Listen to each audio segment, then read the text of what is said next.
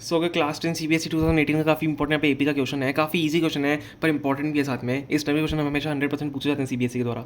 देखो क्या दिया हुआ है in an AP, if the common difference D is equal to -4 and the seventh term A7 इस हमें 4 दी हुई है, then find the first term. देखो क्या क्या सबसे पहले गिवन है, हम सबसे पहले गिवन चीज़ लिख दो ताकि आप कंफ्यूज ना हो क्वेश्चन में। हमें common difference is equal to D हमें -4 गिवन है, और हमें सेवंथ टर्म A7 हमें कितनी गिवन है, 4 गिवन है। ठीक है, अब हमें क्या करना है, इससे हमें क्या निकालना है, हमें फर्स्ट टर्म निकालनी है, हमें फर्स्ट टर्म निकालनी है इससे। तो फर्स्ट टर्म हमारी ए होती है, हमें ए निकालना पड़ेगा।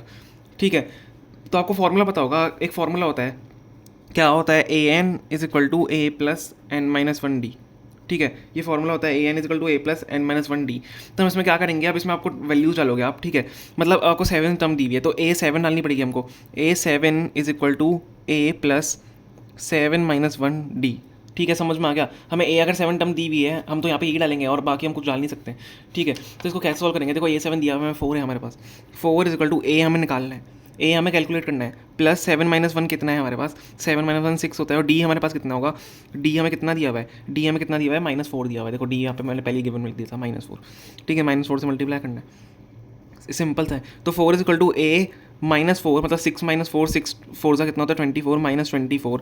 तो ए की वैल्यू क्या आ जाएगी, इस -24 को यहाँ पे भेज दोगे आप, -24 को वहाँ पे भेज दोगे, तो ए की वैल्यू कितना हो जाएगी, 4 + 24 28। तो हमारी जो फर्स्ट टर्म हो जाएगी वो उसका जो आंसर होगा वो 28 होगा। This is our first term. ए हम क्या बोलते हैं, फर्स्ट टर्म यही होती है हमारी।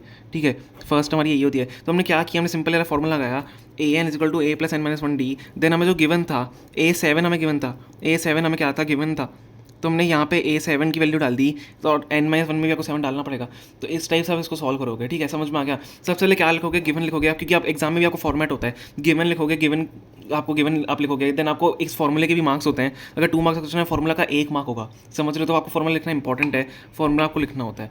ठीक है, आई होप आपको समझ आ गया होगा। काफ़ी इंपॉर्टेंट क्वेश्चन है, CBSE 2018 का क्वेश्चन है, और इस टाइप के क्वेश्चन 100% CBSE में आएंगे। Okay, thank you so much for watching.